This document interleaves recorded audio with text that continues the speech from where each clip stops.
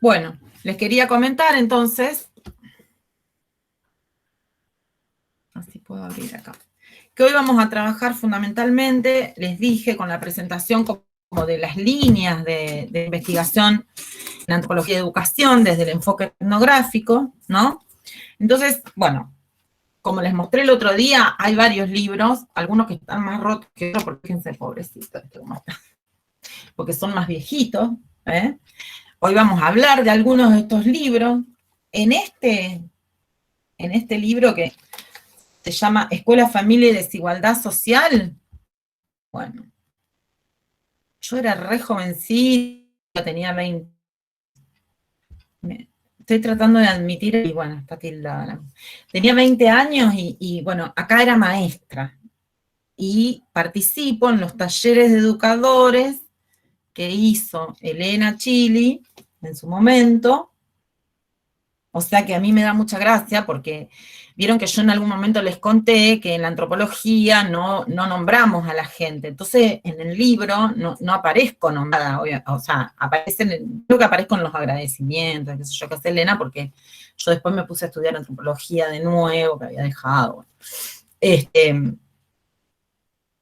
Pero yo me reconozco, o sea, yo me leo ahí y digo, esto lo dije yo. Me da una vergüenza también las cosas que decía. Pero bueno, son cosas que pasan. Acá, ¿no? Que es una de las líneas, familia y escuela. Y acá lo que tiene este texto es que, fíjense que en el título no dice escuela, familia y desigualdad social, una antropología en tiempos liberales. Después lo vamos a ver bien, porque bueno, yo les dije que era muy jovencita, por lo tanto es más o menos de los 90 este libro, por eso tiene como 20 años, ¿no? Y una de las cosas que no aparece en el título, pero que es real, y eso se los chusmeteo yo, cuando lo lean se van a dar cuenta, todo el trabajo de campo sobre el que está escrito este libro, la mayoría, digamos, del trabajo de campo, la mayor parte del trabajo de campo fue hecho en las escuelas y en la comunidad de los pueblos COM de acá de Rosario, ¿no? Y no está nombrado lo de interculturalidad. Por eso, un poco es para contarles que también esos ejes que nosotros armamos ahí como para presentar el tipo, digamos, de investigación o los núcleos sobre los que se centran las investigaciones son núcleos arbitrarios, digamos. O sea, ¿por qué? Porque, bueno, en todos vamos a tratar un poco la familia y algunos, como dice Rockwell, distintos actores de la realidad social y que, digamos, toman protagonismo en las instituciones educativas, ¿no? Y depende de donde yo ponga el foco, donde yo pienso, digamos, que está centrada más la reflexión, digamos, sobre la que pivotea la investigación, le voy a poner el nombre o lo voy a incluir en determinado eje o núcleo conceptual, digamos. Bueno, este es uno de los más viejitos. Lo vamos guardando por acá. A ver. Después, fíjense, hay dos textos también que trabajan la relación escuela y familia, que hoy no vamos a profundizar, pero que a mí me gustaría que ustedes lo tengan en cuenta, porque la semana que viene vamos a empezar a trabajar fuertemente sobre esto, para pensar los trabajos de ustedes y para también pensar qué importante que es analizar este vínculo de escuela y familia, ponerlo bajo la lupa, ponerlo bajo el foco, digamos, de análisis y de reflexión en nuestra formación y en nuestra conformación del oficio docente, porque tiene muchas consecuencias. Algunas yo se las puse, digamos, en la presentación del eje, ¿no? ¿Cómo conceptualizamos a la familia? ¿Cómo entendemos a la familia? ¿Cómo entendemos la relación de la familia con la institución educativa? ¿Cómo entendemos a la escuela en relación a las familias? ¿No? Todo eso incide muchísimo en la construcción, digamos, de distintas formas de escolarización, ¿no? Escolares. Bien. Y después hay, digamos, otros textos u otros ejes Uno, este que es viejito, casi como el de Elena, es una compilación que hace María Rosa Neufeld. De acá sacamos muchos textos, varios.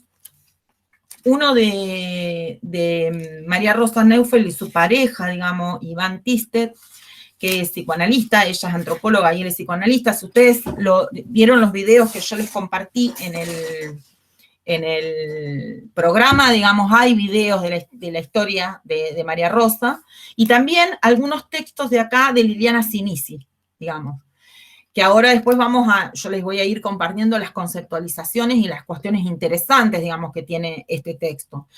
Se llama, fíjense qué interesante el nombre, yo creo que ya se los mostré, ¿no? En algún momento. Se llama De eso no se habla, los usos de la diversidad sociocultural en la escuela.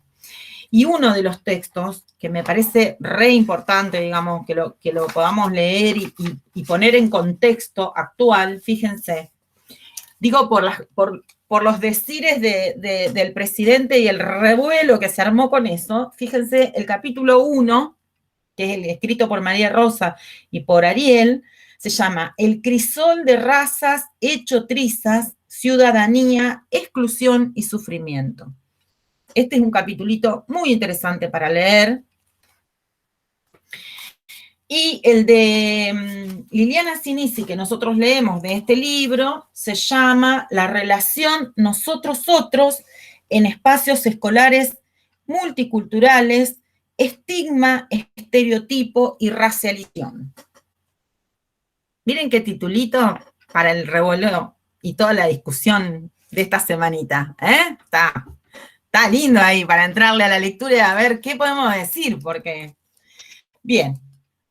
Y después hay otro libro que incorporé este año, que se los tendría que escanear al capítulo que estuve viendo, que me parece importante que por ahí compartirlo con ustedes. Este es re interesante, se llama ¿Por qué se pelean los chicos en la escuela?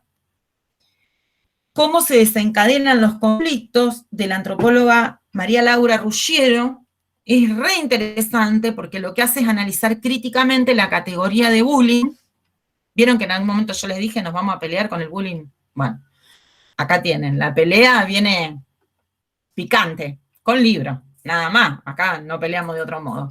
Así que bueno, un capitulito de este libro también se los voy a compartir, que es interesante para pensar también en relación a otras propuestas que están ahí en el PowerPoint. Pero les quería mostrar esto por un lado, porque después ya nos focalizamos más, digamos, en lo que quiero compartir en esta clase con ustedes, y no quería dejar de compartirles esto que me parece interesante, para poder tener fundamentos para discutir algunas cosas y para no enojarnos tanto con lo que dice una persona y pensar nuestros sentidos comunes también y cómo esto está tan naturalizado en la sociedad, ¿no? Los procesos de discriminación y de estigmatización y de racialización, ¿no?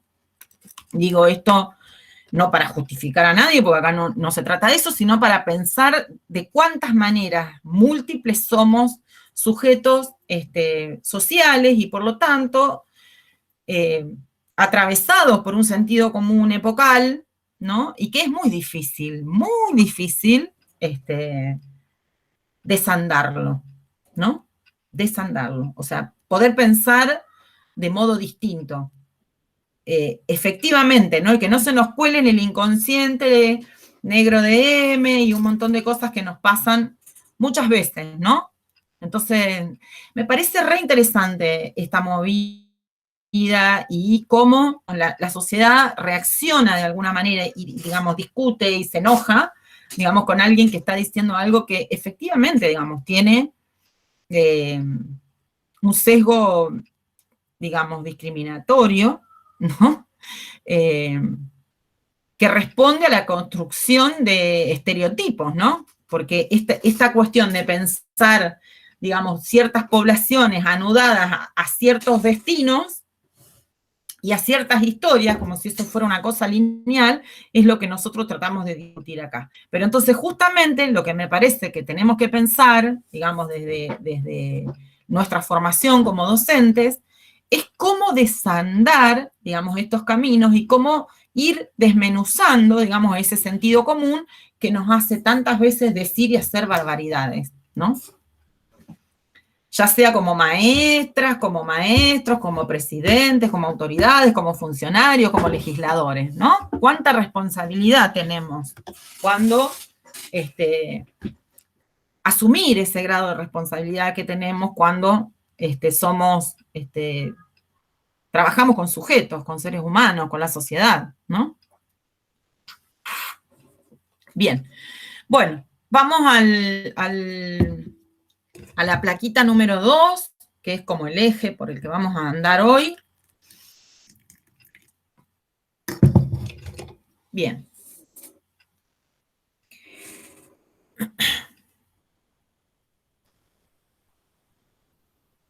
¿Por qué nos vamos a detener en la clase de hoy en esto? Porque, bueno, este es un profesorado de educación especial, ¿no?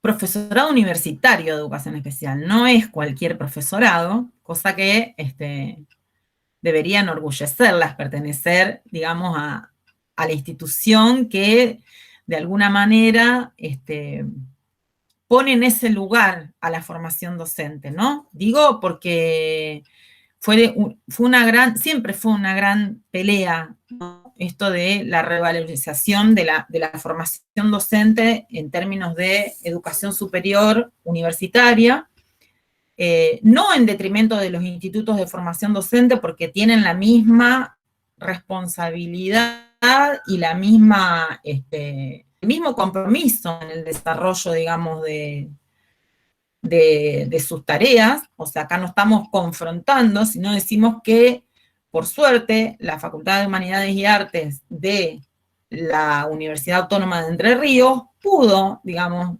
generar un espacio institucional para la formación docente en educación especial desde la universidad. Digo, eso, y ustedes están accediendo a eso como un derecho, ¿no? En la universidad pública, y eso es sumamente importante, ¿no? Porque ha sido una pelea y una lucha de la docencia, ¿no? En general. Así como el respeto también y la valorización de los institutos de formación docente. Bien. ¿Por qué el enfoque etnográfico en educación especial, entonces? ¿O qué es lo que hay de historia, digamos, en esta relación, ¿no? Porque nosotros empezamos, de alguna manera, el caminito por esta materia, pensando como el campo de vinculación entre la antropología y la educación, ¿no? En términos generales. Y estamos cerrando el ciclo cuando decimos, bueno, nos metemos más, es como si el foco se fuera, ¿no? Ajustando un poquito más y nos metemos justamente, digamos, en aquellas investigaciones, en aquellas incursiones, digamos, del enfoque etnográfico en educación especial específicamente, ¿no? Y ahí podemos decir, bueno, tenemos ciertos antecedentes, yo ya les conté, digamos, la clase anterior, María Rosa Neu fue el que nos cuenta, ¿no? Nos comparte los escritos, que bueno, veremos después si se los agrego o no para que los tengan como bibliografía que puede ser complementaria para que no se vuelvan locas con la lectura y demás, o locos con la lectura, sino que puedan usar estos antecedentes, ¿no? María Rosa nos cuenta que en momentos en épocas turbulentas de la Argentina, digamos, en momentos de dictadura, cuando la antropología fue de alguna manera asignada como una disciplina peligrosa, justamente por lo que nosotros trabajamos en la primera unidad, fundamentalmente por este sesgo de pensamiento crítico, de ciencia que apostaba a una posición crítica dentro de las ciencias sociales y se proponía tomar partido, o esto que decía Edgardo Garbuski en relación a pensar con cabeza propia en términos de un posicionamiento, ¿no? Social que nos permitiera generar ciencia desde los países latinoamericanos y las problemáticas que emergían en nuestros países. Esto en los años 70 implicó, digamos, que se cerrara en muchísimas universidades la carrera de antropología, junto con otras, ¿no? Pero bueno, fundamentalmente la de antropología, y se exiliaran la mayoría de los profesores y de los nobles estudiantes, digamos, de la carrera, ¿no? Esto hizo que muchos antropólogos se formaran después en el exterior, México, ya lo hablamos, ¿no? En ese momento, hubo un proceso, digamos, de que muchos estudiantes recién recibidos, digamos, de la carrera de historia a veces, pero que cursaban antropología y sociología en algunos espacios medios subterráneos, ¿no? Se quedaran a hacer antropología, y una de las vertientes más importantes de esa antropología y de esos antropólogos que se quedaron, digamos, en Argentina, fue la vinculación con los espacios educativos, ¿no? Entonces, empieza fuertemente, digamos, a primar una mirada, digamos, crítica en este campo de la educación, ¿no? ¿Por qué? Porque los que se quedaron acá, digamos, una de las salidas laborales que tenían era ser profesores en los pequeños pueblos, ¿no? O, como en el caso de María Rosa, dar clase en un profesorado de educación especial, ¿no? Después vamos a ver por qué vericuetos se va pensando la antropología en estos espacios, ¿no? Y por qué construcciones de la otredad se va pensando la antropología en un profesorado de educación especial, ¿no?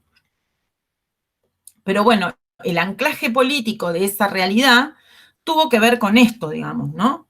De alguna manera.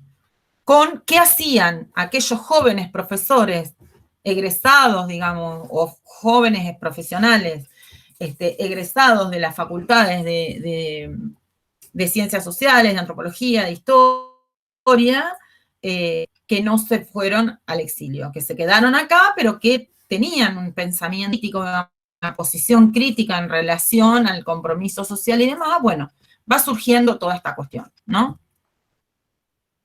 Entonces podríamos decir que tenemos ahí antecedentes en María Rosa Neufeld.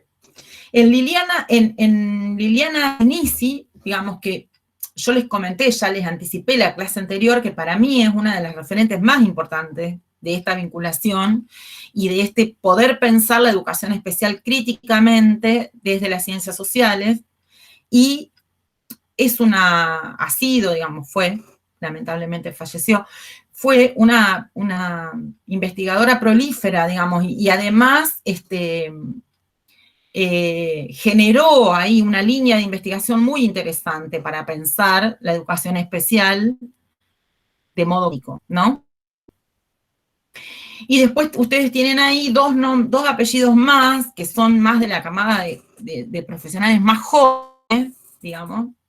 Martínez, María Eugenia Martínez, cuya tesis de grado fue sobre educación especial, y de Bonis, Florencia de Bonis, que también, digamos, fue invitada a Paraná en la última Ruedes, que es una investigadora también de Rosario y que se ha dedicado a analizar la práctica de las docentes integradoras, digamos, miren cómo me sale docentas.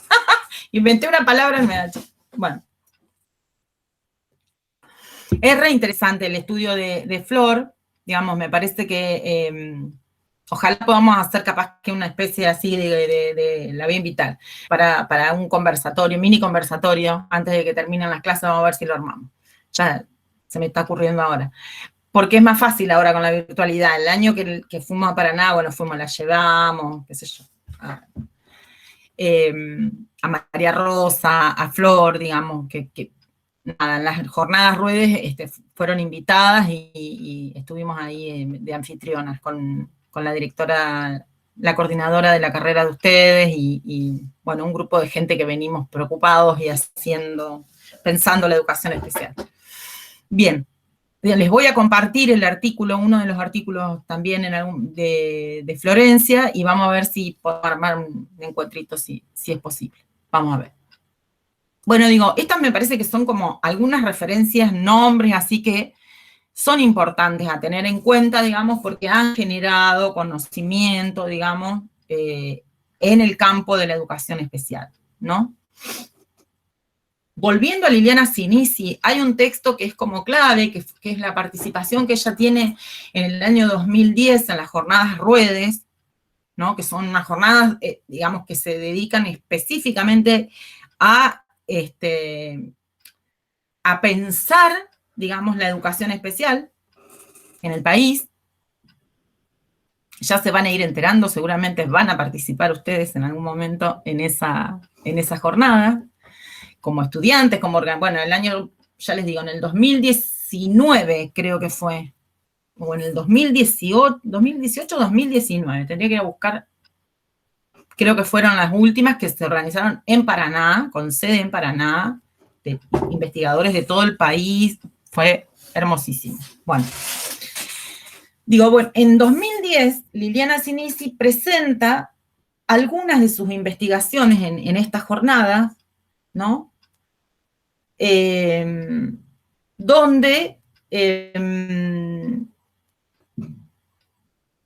lo que hace, digamos, en ese artículo, yo no sé si ustedes conocen la referencia, digamos, de cómo se organizan unas jornadas de investigadores. Así yo les cuento y vamos conversando sobre eso.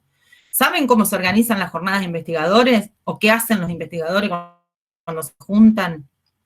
¿Cómo las reflexiones presentan y cómo las presentan? ¿No? ¿O sí? ¿No? Bueno, les cuento. En general, los equipos de investigación o los investigadores lo que presentan son avances de sus investigaciones y las presentan en forma de ponencia, que son mini artículos, digamos, como que concentran en una ponencia algunos conceptos de sus tesis de grado, de posgrado. ¿No?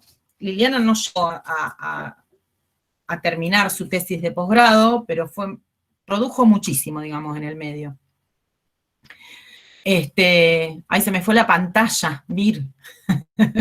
Igual yo lo tengo el PowerPoint, pero ponela de nuevo, ahí está. Bien. Es re interesante este primer trabajo que presenta en estas jornadas Liliana. Yo ya la venía leyendo, ella era unos 10 años, 15 años quizás mayor que yo.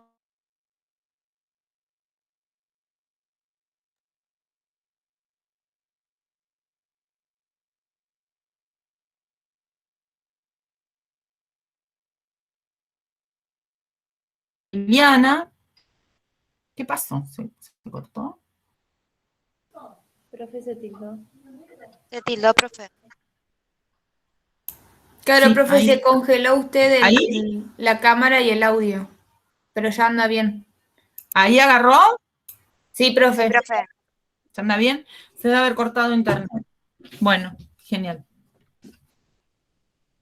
Bueno, les decía, cuando yo puedo leer, digamos, este trabajo de Liliana, me pareció muy interesante porque resumía muchísimas cuestiones, digamos, que ella ya venía trabajando en otros ámbitos, en la escuela común.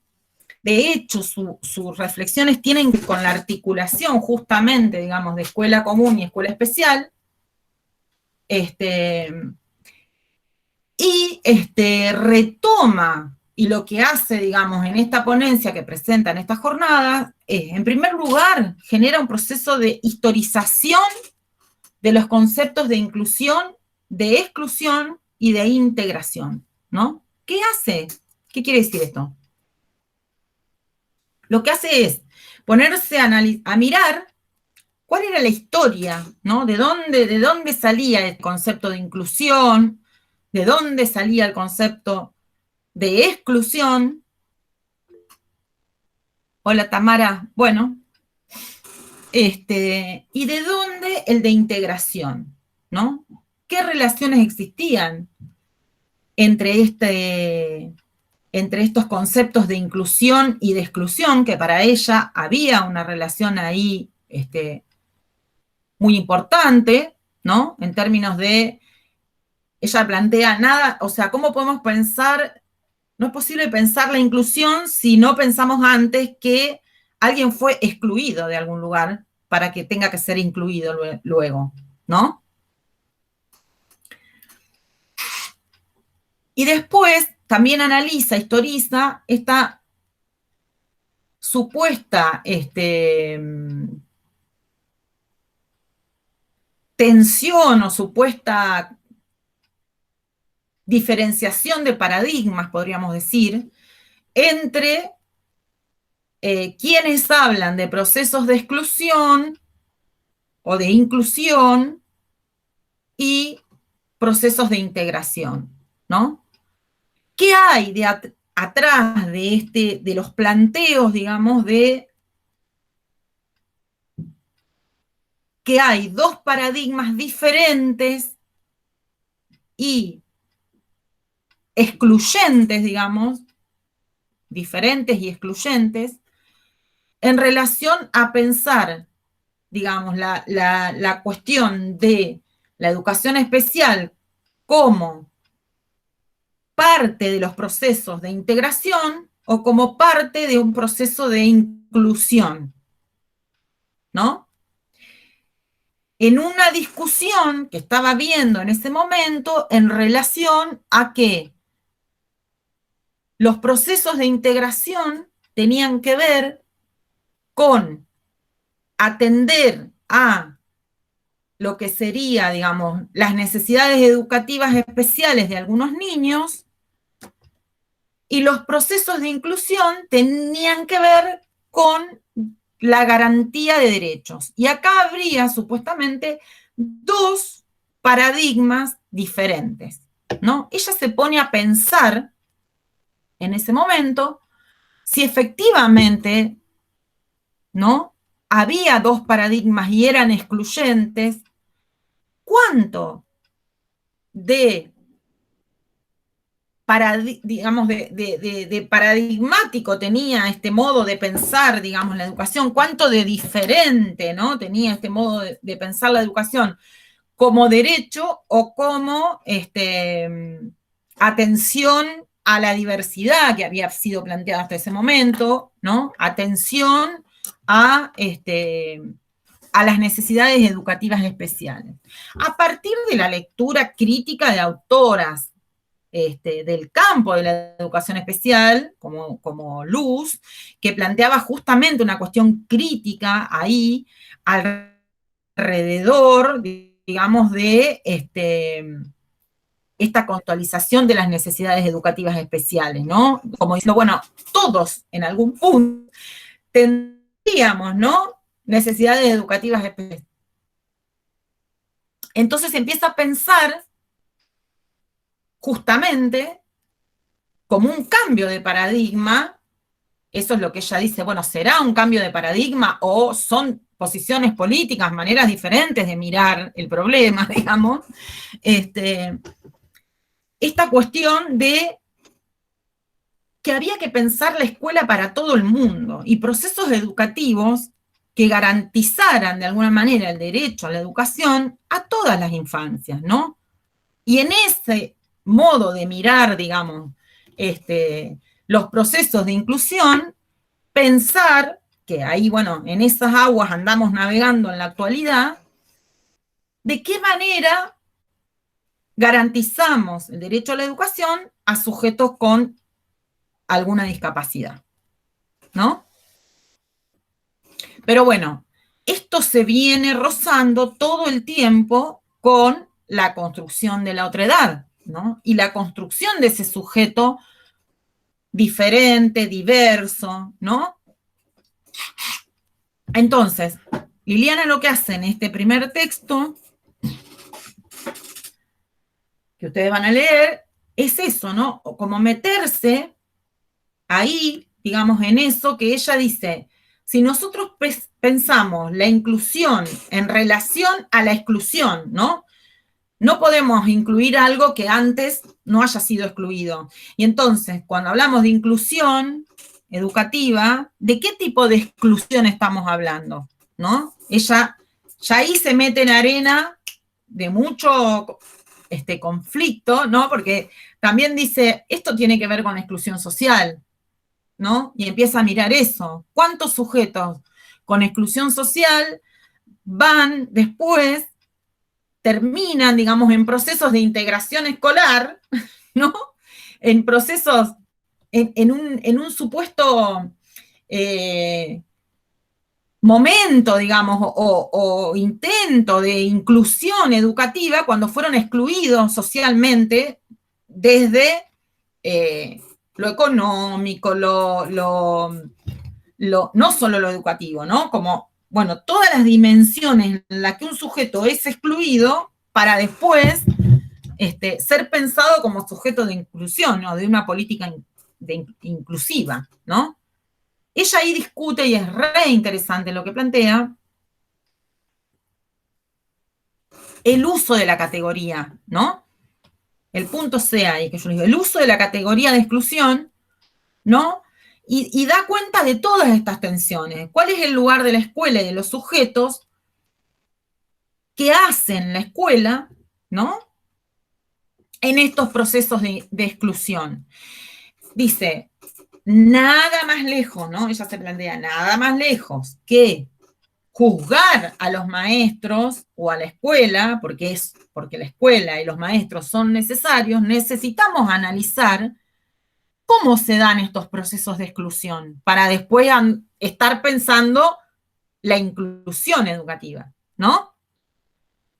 ¿Qué papel jugamos a veces como docentes en estos procesos de exclusión? Que después hay que pensar políticas de inclusión educativa. ¿Se entiende? ¿Más o menos? Digo, ella está pensando en un proceso que se da ahí, en el filo del año, digamos, entre los 2000 y el 2010, ¿no? Y dice, y además está como pensando, ¿cuánto de esto que, digamos, nosotros planteábamos que las políticas focalizadas eran aquellas que provenían, digamos, de los organismos internacionales y que tenían que ver con como agendas políticas internacionales, ¿no? Entonces aparecía la atención a la diversidad, ¿no? Como algo impuesto desde afuera, ¿no? Entonces, pero lo que está pensando es, en 2010, todavía esto sigue existiendo. ¿Qué cosas se juegan por debajo, digamos, en el sentido común, en sostener algunas cuestiones en las prácticas educativas que hacen posible que todavía sea tan difícil desterrar los procesos de exclusión escolar, ¿no?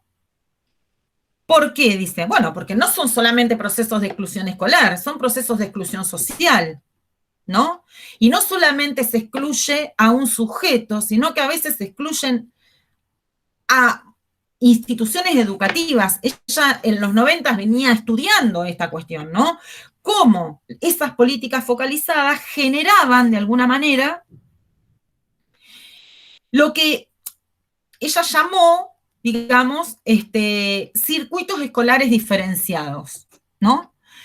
Que tenían que ver con una lógica que es muy interesante, porque yo la pude ver, digamos, también en mi trabajo acá en Rosario, y yo creo que ustedes seguramente, si se ponen a pensar críticamente, digamos, en la realidad escolar de Paraná, seguramente lo van a poder ver, digamos, que tiene que ver con cómo quedan estigmatizadas algunas instituciones de ciertos barrios que atienden a ciertas poblaciones, ¿no? Generando, por ejemplo, a partir del discurso de la inclusión, diciendo, bueno, estas escuelas son inclusoras o son inclusivas, ¿no? Y hay escuelas que son expulsoras, hay escuelas que son, que sacan afuera a la población diferente, ¿no?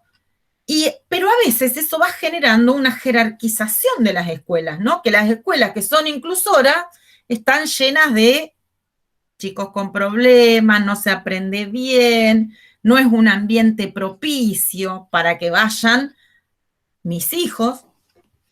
¿Se entiende? Estos procesos de discriminación tan sutiles que pareciera que no, de eso se encarga, ¿no? De estudiar Liliana, ¿no? A ver, ¿qué está pasando acá? Ella habla de circuitos escolares diferenciados y eso es algo que yo estoy segura que ustedes hoy en día podrían estar mirando críticamente, porque me ha pasado en otros años, me han contado, sí, profe, a esta escuela no van los chicos del centro y a la escuela del centro no van los chicos de este barrio, ¿no? Y quienes más terminan en proceso de integración son los chicos que van a las otras escuelas. ¿Por qué? ¿Qué pasa ahí, no? ¿Cómo se mezcla y cómo se entrama de un modo tan particular la pobreza, ¿no? Con las cuestiones de la discapacidad, ¿no? Ahí se mete Liliana. Y es un terreno muy resbaladizo y también muy interesante, ¿no? Muy interesante en el sentido de cómo se va construyendo esa diferencia y cómo se van generando lo que ella también nombra, y que me parece que es muy importante porque lo que uno nombra existe, y si uno no lo nombra no existe, ¿no? Ajá, muy bien. Digo, los procesos de segregación y exclusión dentro de las mismas escuelas, ¿no? ¿De qué manera se generan esos procesos de segregación y exclusión y cómo las maestras de educación especial, en este texto lo van a leer, es interesante que lo van a leer, se dedican a qué? A formar, digamos, a enseñarles el oficio de alumno a los chicos, ¿no? Para que puedan transitar la escolaridad normal, común, la escuela normal, digamos, escuela, sí, en realidad le llaman así, ¿no? La escuela común. Para que puedan transitar la escuela común exitosamente, como una cuestión que tiene que ver con aprender a manejarse con los códigos de la escuela común, ¿no? A ver qué se necesita para ser un alumno que va a ser aprobado en la escuela común. Mucho de lo que tiene que ver con el proceso de integración tiene que ver con enseñarle al alumno ese oficio de alumno. De qué manera, ¿no? Ser el buen alumno, ¿no? El buen alumno. Y otra, digamos, de las cuestiones que se plantea también como objetivo es analizar por qué razón, digamos, la categoría de inclusión pasa a ser la categoría estrella de todas las políticas sociales en los últimos tiempos, ¿no? Digo, ella escribe en 2010, así que está pensando del 2010 para atrás, pero nosotros tranquilamente, si podemos pensar del 2010 hasta el 2020, estaríamos pensando la misma clave. ¿O no es acaso una categoría estrella? No estamos todavía pensando en esos términos, ¿no? En la inclusión, en la inclusión, en la inclusión, ¿no? Pero este aquí, que ella va a decir que con esta cuestión de querer, ¿no? Supuestamente reivindicar procesos de inclusión social o llevar adelante prácticas inclusivas, se generan hacia adentro de las instituciones educativas procesos cada vez más segregacionistas, ¿no? Ella dice, se genera de alguna manera la exclusión excluyente, los excluidos de adentro, ¿no? Esa cantidad de niños, niñas, adolescentes, jóvenes, ¿no? Que están en la escuela porque se supone que es el mejor lugar en el que pueden estar, pero no hay un proceso, una experiencia educativa, escolar, ¿no? Que garantice el derecho a la educación a esas infancias y a esas juventudes. No importa, ¿sí? No hay problema. Faltarían, ya esto estamos cerrando, pero faltarían después la presentación de los otros dos ejes, que yo ya los hice al principio, o sea, hay presentación de fotos, pero más o menos después no hay problema. Si puede, que se una. Pero ¿se entiende la complejidad de este proceso que analiza Sinisi? O sea, es interesante porque dice, bueno, atrás de lo que se supone son preocupaciones genuinas, ¿no? Porque no está culpabilizando a nadie, ella al principio lo dice. O sea, acá yo la idea no es echarle la culpa al docente, sino analizar cuáles son los factores que hacen, ¿no? Que en supuestos procesos de inclusión y preocupados por la inclusión, se sigan generando procesos de segregación y de exclusión al interior de las escuelas, pero que no son exclusivos de las escuelas, ¿no? Ella lo aclara al principio. O sea, estamos hablando de procesos excluyentes en términos sociales que van generando procesos de discriminación también, digamos, al interior de la institución, y ella tira un montón de frases ahí que a mí me gustaría que ustedes después puedan leer críticamente, que tienen que ver con esto que comentaban ustedes recién en el chat, ¿no? Esto ni loco, mando a mi hijo a esa escuela, bueno, otras cosas, qué sé yo, ella de ejemplo, por ejemplo, cuando una maestra le dice a un niño, ay, mi amor, vos, sos muy bueno, pero te cuesta, viste, sos medio lerdo. Yo me acuerdo que en algunas entrevistas que hice cuando estaba haciendo trabajo de campo, digamos, para mi tesis, ¿cómo era que decía? Una maestra me decía que ella tenía apartado el grupo de los duraznos, ¿no? Los duraznos eran los duros, ¿no? Entonces, que a eso había que machacarle. Entonces ella los tenía aparte y les daba cosas, ¿no? Digo, estas cosas que nadie, a ver, uno los ve, porque yo trabajo en educación hoy en día, digamos, y muchos docentes no lo hacen con el ánimo de generar y profundizar los procesos de segregación, pero los profundizan. ¿Se entiende? ¿No? No sé, el otro día me comentaban en una escuela donde se había generado como todo un grupo de chicos que eran provenientes, ponele, de un determinado programa, ¿no? O todo un grupo de chicos que eran de educación especial, ¿no? O esta frase, yo no sé si no les ha pasado, pero yo lo he escuchado muchas veces. No. En este segundo ya tengo un integrado, entonces en el otro segundo, en la otra división va el otro integrado, y en el otro, ¿no? Así como, bueno, nos dividimos. Entonces, digo, ¿qué supuestos hay ahí acerca de el sujeto de la educación especial para que nosotros pensemos que una maestra no va a poder con más de un alumno integrado? ¿Qué supuesto hay atrás? ¿Y qué proceso de discriminación y segregación se está fortaleciendo con ese supuesto? ¿Se entiende? La pregunta va ahí, ¿no? ¿Se va entendiendo? El que quiera interrumpe, levanta la mano o abre el micrófono y habla. ¿Está?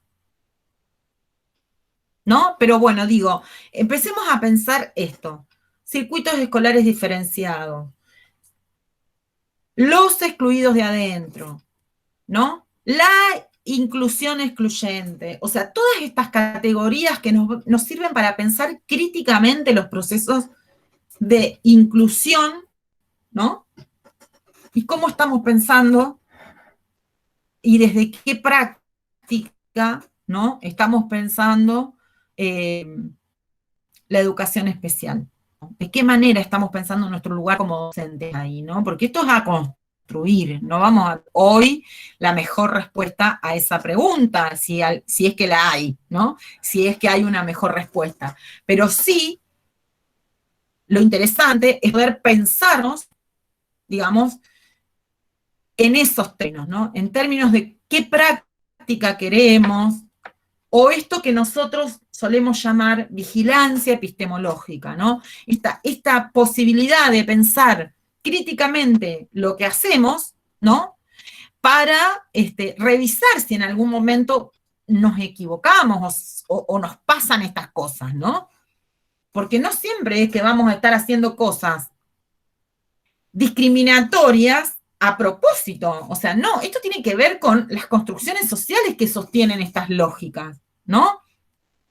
Yo no creo que ninguna escuela que, digamos, se haya esforzado por ser inclusora o inclusiva, digamos, haya deseado que en algún momento digan, no, yo a esa escuela, a los chicos, no, a mis hijos no los mando porque está lleno de chicos con problemas, qué sé yo, ¿no? Que uno lo escucha, ¿no? Y efectivamente se generan esos circuitos escolares diferenciales, donde tenés escuela para pobres, escuela para más o menos, ¿no?, clase media, escuela con chicos con muchos problemas, escuela, ¿no? O sea, estas cosas que no cambian con el nombre, con el cambio de una nominación, ¿no? ¿Se entiende esto? Sí, Que profe. no, es mucho más complejo, es más difícil que decir, bueno, pasamos del paradigma de la integración y de atender las necesidades educativas especiales, esto es lo que trata de decir, digamos, muy brutalmente lo estoy diciendo, no es tan fácil como pasar de esa categorización a pasar, digamos, a el derecho a la educación y la inclusión como un horizonte en tanto y en cuanto se garantiza el derecho a la educación, ¿no? ¿Por qué no? Porque hay un montón de procesos que están ahí, digamos, en la cotidianeidad escolar que se sostienen desde otros lugares, no solamente con el cambio de denominación, ¿no? O con la distinta manera de nombrar las cosas, aunque sí es necesario, ya lo dijimos un montón de veces, documentarlo, no documentado, por lo tanto, nombrar estas cosas que ocurren, ¿no? Los procesos de segregación, la exclusión, el aprendizaje de ser un alumno, un buen alumno, ¿no? Como un oficio, el oficio de ser alumno, los excluidos de adentro, es nombrar a ese sector que ustedes deben haber escuchado si en relación a, si tienen a madres, familia, amigas, docentes o, digamos, o tías, esta cuestión que dice, los chicos no aprenden nada, están adentro, terminan séptimo grado y no saben ni leer ni escribir, ¿no? Esta cuestión, que bueno, ¿qué Yo le pasa con escucho eso, no? porque mi mamá es docente. Yo le, ¿Viste? Bueno, entonces ahí bueno, esto es lo que anota, ¿no? Registra Sinisi cuando dice los excluidos de adentro o la inclusión excluyente, porque están adentro de la escuela, pero no están aprendiendo. Entonces no se le está garantizando el derecho a la educación a esos chicos, ¿no? Profe, profe, ¿Sí? ¿y cómo se podría, o sea, esta autora se pregunta cómo se podría hacer para tener una clase inclusiva, bueno, no sé si se diría inclusiva, para todos por igual sin hacer diferencia y que la escuela no sea tomada como de bajo nivel o algo así? ¿O eso es un Ajá. ideal? La antropología tiene esa cuestión, o sea, por eso cuando nosotros hablamos de la cuestión, digamos, descriptiva, lo que hace la antropología es describir. Yo no sé si un antropólogo se animaría a decir lo que hay que hacer para llegar a un determinado lugar, ¿no? Yo me doy algunos permisos porque además de antropóloga soy maestra, entonces los maestros tenemos autorización también para eso, porque como somos maestros, nos animamos a decir a dónde tenemos que ir. Pero digo, aún sea una utopía, Antonella, Galeano, ¿qué dice? ¿Para qué sirve la utopía?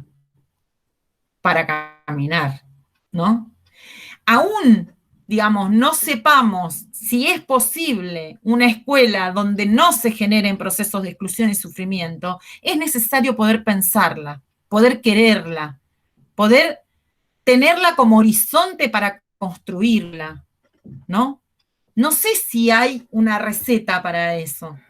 Me parece que ponerle nombre a algunas cosas y pensar reflexivamente y pensar que vamos a ser docentes reflexivos en relación a estos procesos ya es un paso adelante.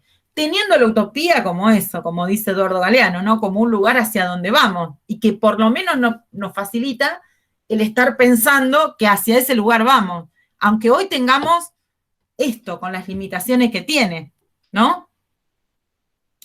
Y no sé, digamos, para eso sirve la utopía, para no pensar que en términos distópicos, ¿no? ¿Qué son las distopías? Es aquello que no queremos, ¿no? Esto que digo en términos literarios, inclusive de creación, ¿no? Cuando decimos, bueno, yo me descubrí el año pasado en una situación muy compleja, digamos, con la pandemia y con, digamos, pérdidas familiares muy grandes, que no tuvieron que ver con la pandemia, que fueron pérdidas en el contexto de pandemia.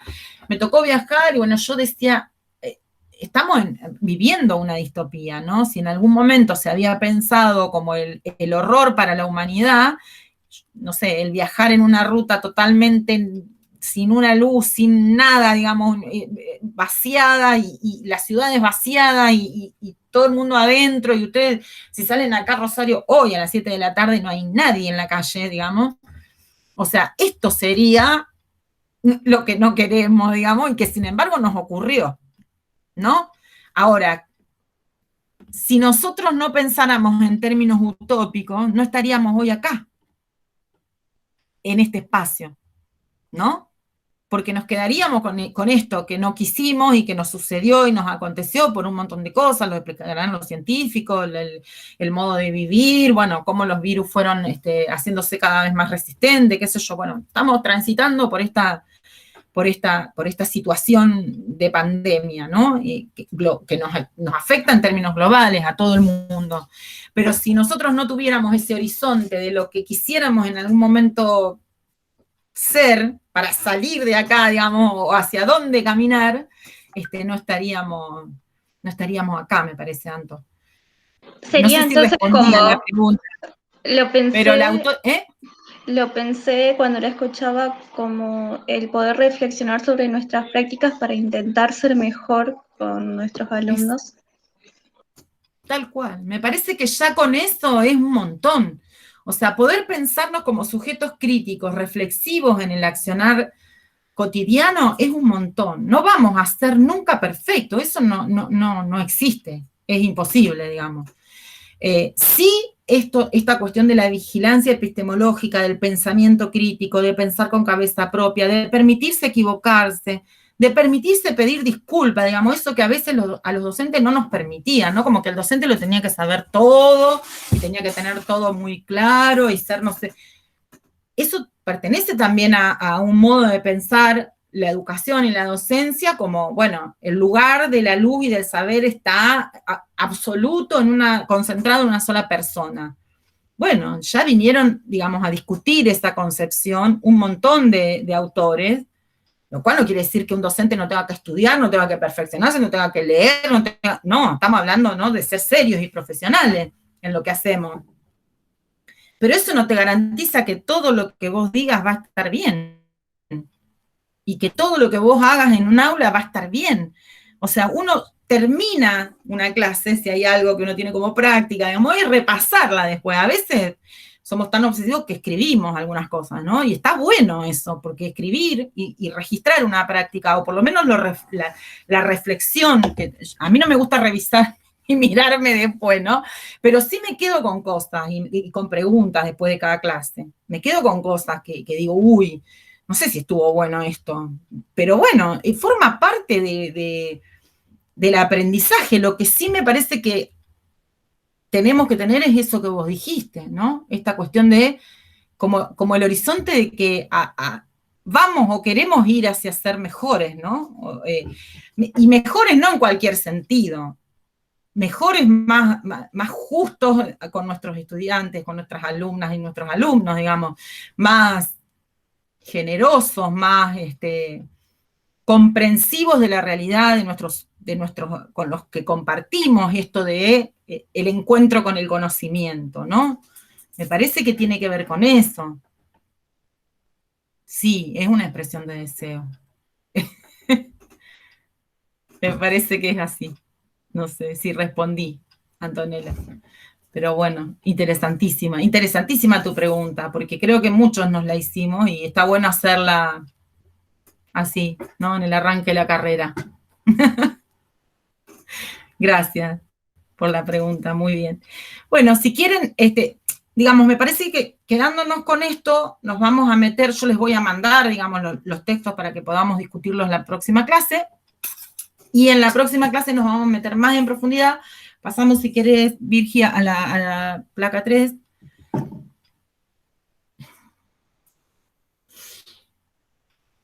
Bueno, el otro eje es el que yo les decía, el de la relación familia-escuela y me faltó una letra, y las construcciones sociales de las juventudes y las infancias, ¿no? Que tiene que ver con, bueno, ahí les puse yo la tapita de uno de los libros que lo saqué de internet, vieron que es San Google es una cosa maravillosa. Uno encuentra ahí la foto de los amigos, bueno, y esto, la tapita del libro es este, ¿vieron? Que yo les mostré, bueno. Y ahí le puse algunas frases que tienen que ver con estos sentidos comunes que atraviesan, digamos, la lógica de lo que nosotros vamos a poner bajo la lupa, ¿no? Bajo la lupa, en esto de lo que hablábamos recién, de pensar críticamente nuestra tarea, ¿no?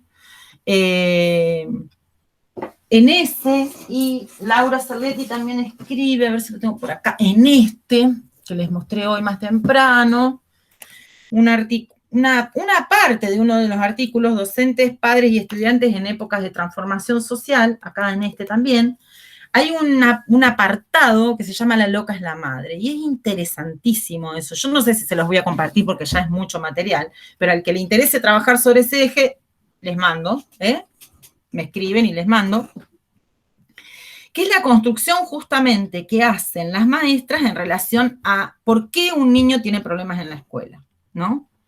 Entonces, aparece esto de que el niño tiene problemas en la escuela porque la loca es la madre, ¿no? Fíjense qué construcción ahí de sentido. Despliega en todo su trabajo, en ese apartado, justamente cuál es la lógica que sostiene esa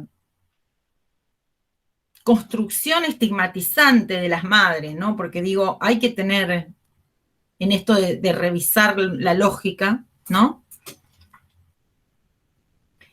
Es una construcción estigmatizante de las madres, porque ahí no están cuestionando el lugar no se está cuestionando el lugar del padre, no se está cuestionando qué pasa en la relación, digamos, del niño con la docente o con los compañeros, bueno, qué relaciones se establecen en el aula para que el niño, supongamos, tenga tal o en el aula, en la escuela, en la sociedad, ¿no? Por eso ahí está también el otro texto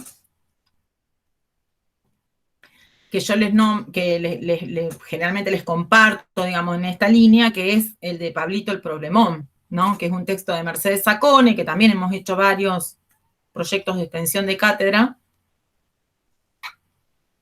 para que ella les cuente su proceso de investigación, que es justamente cómo se construye socialmente un chico problema, un alumno problema, ¿no?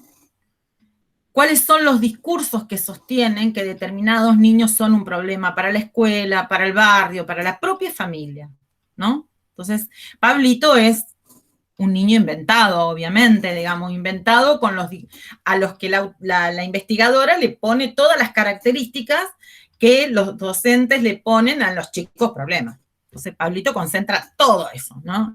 No existe en realidad, pero es todo eso que los docentes, las familias y el pueblo, porque la investigación de Sacone, de Mercedes Sacone, es en un pueblo, ¿no? Donde está la escuela del barrio y la que está de un lado de la vía es como la escuela del centro, la escuela del pueblo, y del otro lado de la vía es la escuela de la zona del barrio, de los más pobres. Pero como Pablito es un problema para cualquiera de las dos escuelas. Primero fue para la del centro, después para la otra, digamos, ¿no? Cómo se construye esta exclusión que inclusive, digamos, excede a la institución educativa, ¿no? Y cómo a veces la explicación, en el texto de Cerletti, que aparece esta construcción estigmatizante de la madre, cómo a veces la construcción tiene que ver con una explicación en lo familiar, ¿no? Este chico tiene problema porque la loca es la madre, ¿no? ¿Está? Así que bueno, ahí después nos vamos a meter la semana que viene, si quieren, y en función también de lo que yo vaya terminando de encontrar en los trabajos de ustedes como aportes para ir pensando los trabajos de ustedes. Y por último, el último, si te querés pasar a la 4,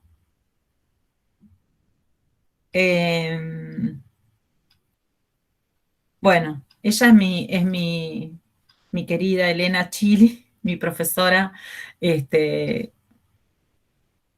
mi madrina intelectual, podríamos decir, que yo les dije, bueno, que es la autora de este libro,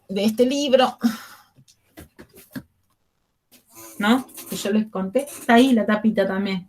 San Google me la hizo encontrar y les puse la fotito. Que es este libro donde, bueno, ella hace un estudio ahí con nosotros, los maestros. Yo era re jovencita como maestra y ya les digo, me eleva ahí, me quiero morir las cosas que decía, pero bueno, está bien que tuvimos esos talleres con Elena porque pudimos pensar un montón de cosas a partir de ahí, ¿no? Y ahí yo les pongo los nombres también de Achili, Novaro, Martínez, Padawer, son todas autoras. Digamos, Achili es como, yo les digo, ellas hacen un chiste, ¿no? María Rosa, Elena, todas ellas hacen un chiste cuando nos juntamos. Nosotros tenemos cada 2 años, bueno, ahora se nos ha retrasado unos encuentros con la pandemia, unos encuentros de investigadores en antropología y educación, que son la RIAE, que la armamos nosotros, ¿no? Una red de investigadores en antropología y educación. Y nos sacamos unas fotos por camadas, ¿no? Están ellas que son como las viejas, ¿no? Es una divina, miren ahí esa carita. Ellas son las dinosaurios, dicen ellas. O sea, ¿no? Las camadas más viejas y después están las más jovencitas. Yo estoy en el medio, no estoy en las más jovencitas ya. En algún momento estaba entre las más jovencitas, pero ahora ya no. Ya me quedé en el medio, más para el lado de los dinosaurios que de... Pero bueno, van pasando los años, ¿qué va a ser? Pero bueno, a mí me da mucha ternura porque digo, aprendimos tanto siendo maestras con ella, ¿no? Yo sigo teniendo mis amigas que éramos maestras en esa escuela, nos vamos de vacaciones juntas y qué sé yo. La única que terminó así haciendo antropología tan enloquecidamente fui yo, pero bueno, todas tenemos ese haber querido y haber amado esa profesión, digamos, y ser maestras en ese lugar tan maravilloso y tan rico para nosotros, para los chicos. Nada, yo les contaba, no sé si les contaba a ustedes, pero digo, tengo alumnos que son hoy en día músicos, ¿no? Y que cantan en lengua com. Tenemos alumnos con mis amigas, ¿no? Que hoy en día son médicos en Cuba, se fueron a Cuba, son de la comunidad com y se fueron, o sea, estudiaron medicina acá y se fueron a Cuba y están trabajando en Cuba, digamos, como médicos. Qué sé yo, para nosotros eso fue una experiencia muy fuerte y fue muy acompañada por Elena y por estas autoras que nos cuestionaban muchísimo un montón de ideas, prenociones que nosotras teníamos, prejuicios, ¿no? Que teníamos en relación a los pueblos originarios, digo, por eso desde las mejores intenciones, ¿no? Yo recuerdo que, bueno, en esos talleres, una vez Ofelia, que es la mamá de un alumno mío que después, que ahora es músico, que es uno de los músicos que yo les digo que tiene una banda de música, que hacen una especie de folclore con fusión con el rock, digamos, que fusionan con rock también. Ofelia Morales, me acuerdo que, bueno, en uno de esos talleres discutíamos, que está acá el registro en este libro, discutíamos acerca de esto que yo les conté al principio de las clases, como los procesos de aculturación, ¿no? Nosotros teníamos mucho miedo como maestras de que nos creíamos re blanquitas, digamos, teníamos como mucho miedo de pasar por encima de la cultura comi, ¿no? Y que nosotros que vamos a venir vamos a ser los maestros blancos, aculturadores, no sé, qué sé yo, y me frenó en seco Ofelia, que era la madre de mi alumno, y era compañera mía porque era bilingüe la escuela, entonces ella también nos ayudaba, traducía, ¿no? Nosotros teníamos alumnos que que no hablaban castellano, que llegaban de Chaco y de Formosa sin hablar castellano. Entonces ellos trabajaban como maestros con nosotros. Pero vos, ¿qué te pensás? ¿Que nosotros no necesitamos aprender la cultura del blanco? Y ustedes nos van a seguir dominando toda la vida si nosotros no aprendemos la cultura del blanco. La cultura del blanco es la dominante, por lo tanto, nosotros tenemos que aprenderla también. Y para la lengua y para las artesanías y todo eso, nosotros también queremos la escuela, porque tiene que tener valor eso para todos los chicos, ¿no? No solamente para nuestros chicos. La miércoles, desayuno y baño de realidad para los idealistas. Así que digo, esto está todo registrado en este libro, ¿no? Digo, son cosas que nosotros pensábamos, hoy nos reímos, lloramos, qué sé yo, con nuestras amigas, ¿no? Sobre esta experiencia. Pero digo, nosotros estábamos desesperadas, teníamos que armar el proyecto de educación intercultural bilingüe, que era en los 90, de vanguardia, qué sé yo, queríamos. ¿Por qué los chicos no nos hablan en Y Ofelia me miraba y decía, nada. Que te van a hablar y que te van a contar, pero no, o sea, enseñarles lo que les tenés que enseñar, lo que necesitan como herramienta para defenderse en esta cultura, con esta coordenada y con estas cuestiones, lo que no quiere decir el desprecio a la cultura de ellos, ¿no? Pero nosotros lo pensábamos como cristalizado, ¿no? Yo me acuerdo de Elena enseñándonos eso, ¿no? Ahí como retomando estos sentidos comunes nuestros, y nos decía, porque ¿qué es lo que se esconde acá? Como pensar que la cultura es algo cerrado y cristalizado que no se transforma, ¿no? Cuando en realidad la cultura está en permanente movimiento y transformación. Después, claro, yo me hacía la canchera 20 años después porque, no sé, una compañera estaba horrorizada porque Ofelia se había comprado un auto, la maestra esta de la madre de mi alumno, que ya tiene, mi alumno ya es papá, digamos, todo, ¿no? Es grande. Imagínense que yo tenía 22 años, pasó hace 25 esto. Entonces, una compañera del equipo de investigación que se estaba sumando, bueno, vino con esto, ¿no? Vieron que Ofelia se compró un auto y se pinta las uñas, sale en televisión y qué sé yo, yo pensaba, pero claro, ¿no? ¿Vos qué querés? Que salga, digamos, con la pluma, con la chica al costado, en pata, digamos, esa es la idea que nosotros tenemos y que no tenga auto, digamos, porque es India, ¿se entiende?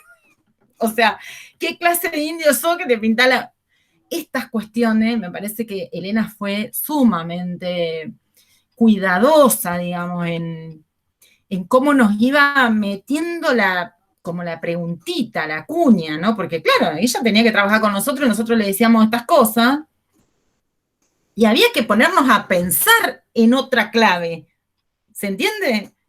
No era bajarnos línea porque si no le íbamos a querer matar. ¿Cómo nos vas a decir nosotros que somos acá los revolucionarios número 1, que está mal lo que hacemos, ¿no? Entonces, esta es la clave, ¿no? De cómo instalamos la pregunta, cómo nos cuestionamos, cómo, ¿no? Me parece. Desde lo amoroso y perdonándonos todas las barbaridades que podemos llegar a hacer en el medio, porque nadie sabe todo nunca, ¿no? Ni siquiera cuando nos quemamos las pestañas estudiando. Bueno, cerramos por hoy.